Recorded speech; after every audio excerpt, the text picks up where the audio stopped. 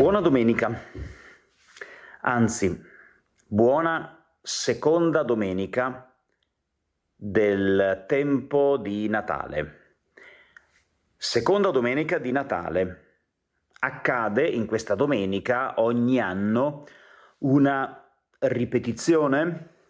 Meglio, la liturgia ci ripropone, ci ripresenta lo stesso identico testo del Vangelo che abbiamo ascoltato nella messa del giorno di Natale, cioè il prologo del Vangelo di Giovanni, i primissimi versetti che troviamo nel Vangelo di Giovanni. Sappiamo che il prologo di Giovanni è un testo particolarmente bello, intenso, denso, luminoso, anche complesso, proprio per la sua densità di profondità anche teologica, diciamo. Ecco.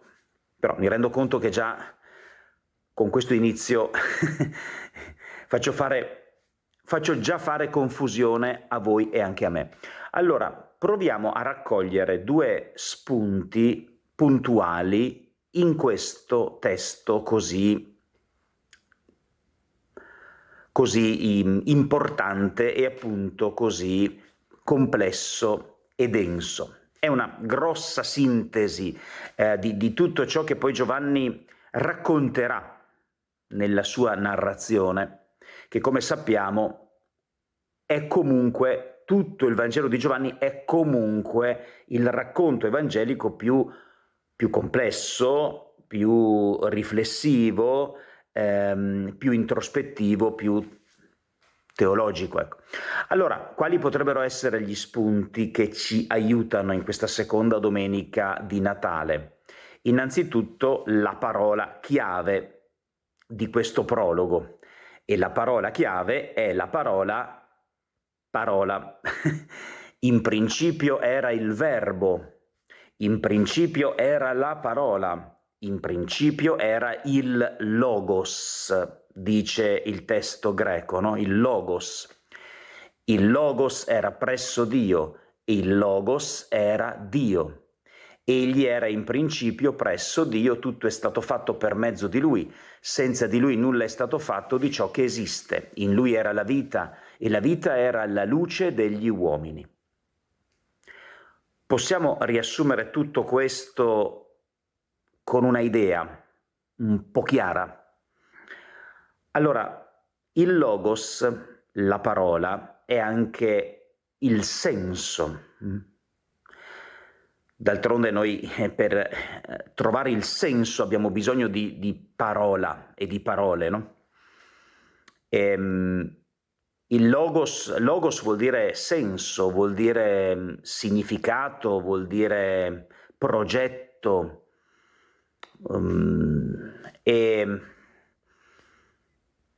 cos'è il logos? Chi è il logos? Il logos è, probabilmente, per capire cos'è il logos dobbiamo andare all'Antico Testamento e entrare in quella mentalità, no? Per cui esiste la sapienza di Dio, e la sapienza di Dio entra nella storia degli uomini, entra nel popolo di Israele e tenta di comunicarsi anche agli altri popoli poi, no?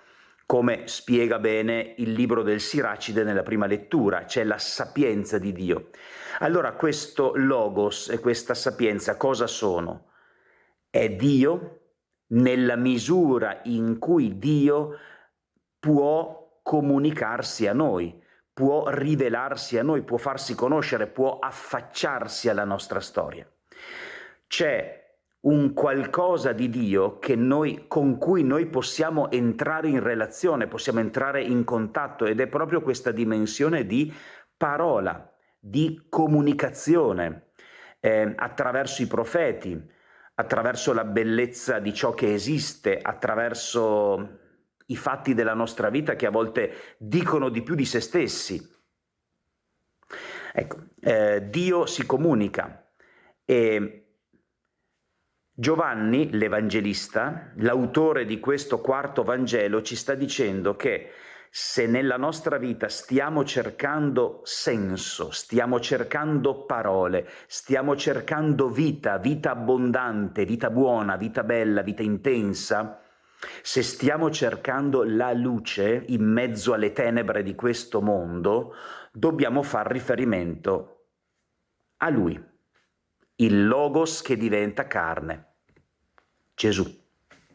Lui è il senso che diventa uomo come noi per essere in dialogo con noi, per essere in relazione con noi, per essere in contatto con noi, per fare alleanza, per essere amico. Vi ho chiamati amici, dirà Gesù alla fine della sua esistenza terrena. Questo vuole. Altro pensiero, il Verbo si fece carne, venne ad abitare in mezzo a noi abbiamo contemplato la sua gloria, gloria come del Figlio unigenito che viene dal Padre pieno di grazia e di verità. La gloria, altro termine importante nella Bibbia, la gloria, cioè il peso, la gravità. Kabod in ebraico indica proprio un peso, no?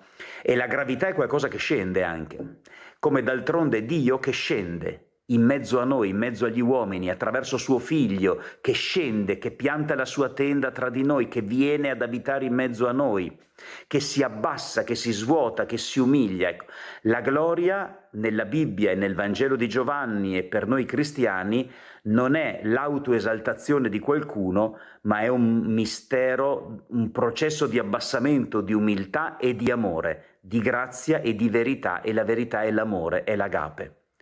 Buona domenica.